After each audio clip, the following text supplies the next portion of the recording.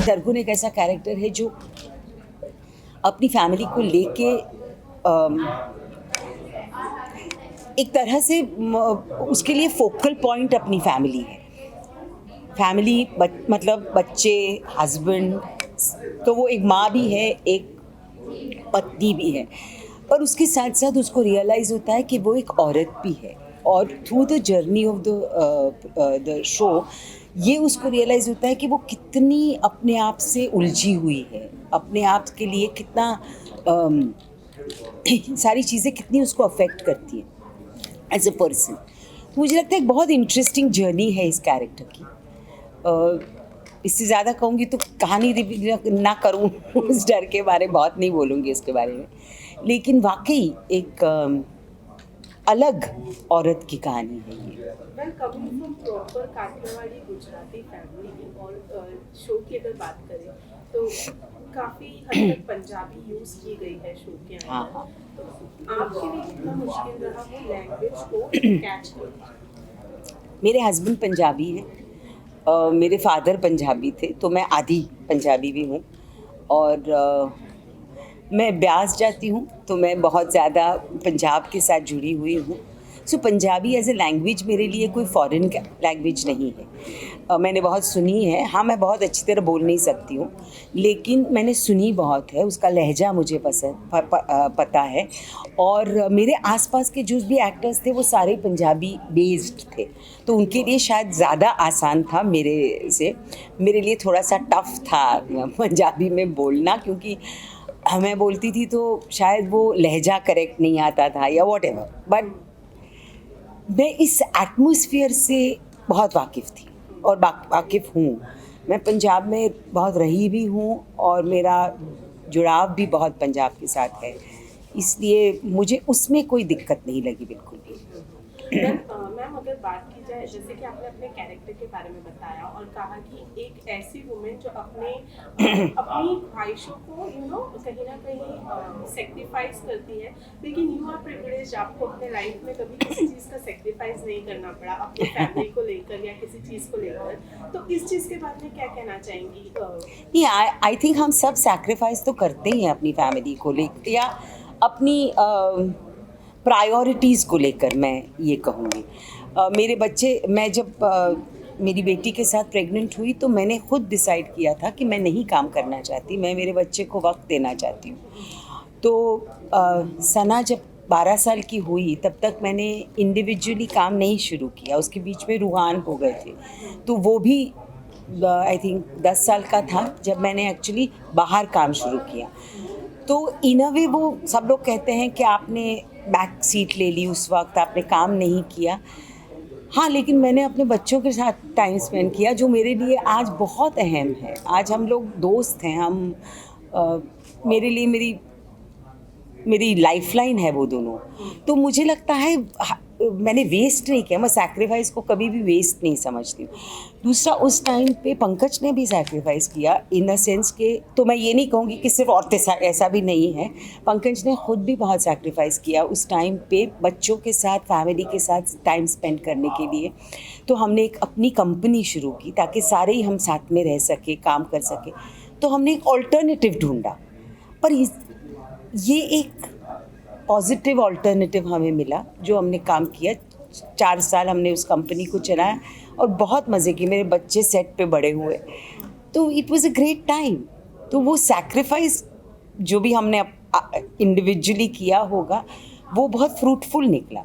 तो हर एक सैक्रिफाइस को मैं नेगेटिव तो कभी नहीं मानूंगी, मैं हमेशा पॉजिटिव ही मानूंगी। तो इंसान को हर एक स्थिति के साथ चलना अपनी लाइफ में वो बहुत इम्पोर्टेंट लगता है मुझे। आइडियल्स एक अलग चीज़ होते हैं और रियलिटी एक अलग चीज़ होती है। सो जैसे कि आपने कहा आपकी फैमिली के लिए आपने ये जो स्टेप था ये लिया जब जी। आपने डिसाइड किया, and the show is also all about a family. Right. तो क्या यही चीज़ थी जो आपको अट्रैक्ट कर गई इस शो को करने? नहीं, मुझे जो अट्रैक्ट किया वो कहानी थी। ऑनेस्टली मैं अपने लाइफ के साथ इसको कंपेयर तो कर नहीं सकी, पर ये कहानी बहुत इंटरेस्टिंग लगी मुझे। The way it has been told, जिस तरह से कहानी कही गई है वो भी बहुत इंटरेस्टिंग है। तो मुझे वो बहुत अट्रैक्ट किया। और दूसरा, मैं जब अजीत सिंह जी जिन्होंने डायरेक्ट किया है, उनको जब मिली मुझे बहुत अच्छा लगा। मुझे ऐसा लगा जैसे एक डायरेक्टर है जो एग्जैक्टली इतनी अच्छी कहानी हरमन जिन्होंने लिखी है उन्होंने लिखी, और अजीत जी ने उससे उनके साथ काम किया और ये एक प्रोजेक्ट मेरे सामने लाए। और फिर मैं उस बंदे को मिली जिसने ये किया था, जो इतना फोकस था। He knew exactly what he wanted, what he was saying.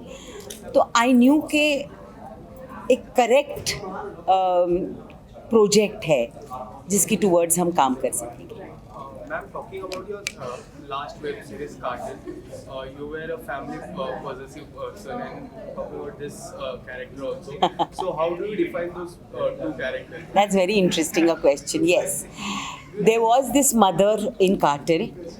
Look, at my age I'm playing mothers, but मैं जैसे कहती हूँ कि दुनिया में बहुत किस्म की माएँ हैं और मैं सारी प्ले करना चाहती हूँ। तो मुझे माँ के साथ दिक्कत, अरे आप माँ ही कर रही हैं, मुझे उससे कोई दिक्कत नहीं है, क्योंकि हर एक माँ अलग अलग माहौल से आती है।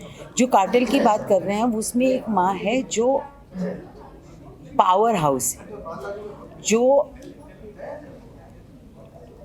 लाखों लोगों को शायद हैंडल करती होगी, जो भगवान के सामने पूजा करते करते गन उठा सकती है। तो वो उस तरह का एक कैरेक्टर था, पर वो भी अपनी फैमिली को लेके बहुत पॉजेसिव थी, बहुत प्रोटेक्टिव थी। पर उसका जो माहौल था वो बहुत वाइड था, वो सिर्फ फैमिली नहीं था, वो बिजनेस के साथ उसका कॉम्बिनेशन था। ये सिर्फ एक माँ है। जो सरगुन है वो अंदर से एक सीधी सादी माँ और सीधी सादी बीवी है। उसकी ज़िंदगी में अगर कोई टर्मोइल नहीं आता तो वो बहुत आसानी से अपनी ज़िंदगी नॉर्मली जी जाती, अपने बच्चों को संभाल लेती, हस्बैंड को संभालती, उसको कोई एम्बिशंस नहीं थे। वहाँ जो कार्टेल की रानी माई थी वो एम्बिशियस वुमन थी। तो there are two different kind of protections of family. They are both protective of their family, but दोनों का एटीट्यूड जिंदगी की तरफ बिल्कुल अलग है। टप्पर में मैसेज किस किस्म का हो? मेरे हिसाब से देखिए, मैं ये बहुत आसानी से आपका सवाल का आंसर नहीं दे सकती, क्योंकि मैंने देखा नहीं है। अगर मैंने पूरे 8 एपिसोड देखे होते तो मैं बहुत आसानी से आपका जवाब दे सकती थी आपके क्वेश्चन का।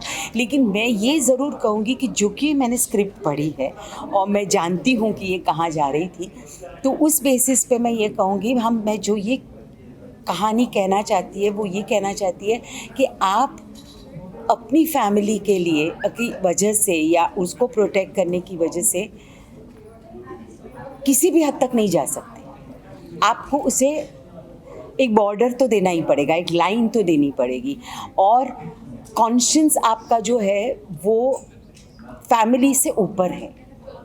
आप फैमिली के साथ रहते हुए वो कॉन्शियस जो आपके अंदर होना चाहिए वो एक बहुत महत्वपूर्ण चीज़ है। वर्किंग एज हंसा और लास्ट टप्पर में किस तरीके का ग्रोथ देखती हैं आपको, जिस तरीके के कैरेक्टर्स ऑफर हुए? वर्किंग सॉरी खिचड़ी में जब आपने काम जी, किया था एज जी। हंसा और आज टप्पर में काम कर रही हैं, तो किस तरीके का ग्रोथ देखती हैं आप जो आपको कैरेक्टर्स ऑफर होते हैं उसमें? मुझे लगता है बहुत अलग अलग किस्म के कैरेक्टर्स ऑफर हुए मुझे, मुझे तो बहुत ही मज़े आते हैं। I am very excited about it, क्योंकि I have played so many kinds of people, और वही मुझे मज़ा आता है। शुरुआत मैंने अगर हम शुरू हंसा से करें तो हंसा एक ऐसा कैरेक्टर है जो एवरग्रीन है मेरे लिए। वो कभी भी कहीं भी आ सकता है मेरी लाइफ में, और जब भी आएगा मुझे खुशी ही देगा। तो मैं ये जानती हूँ अलग अलग किस्म के कैरेक्टर्स उसके बाद मैंने किए हैं, और हर एक को करने में मुझे बहुत मज़े आए। It's been a fantastic journey. I thank my master for it all the time.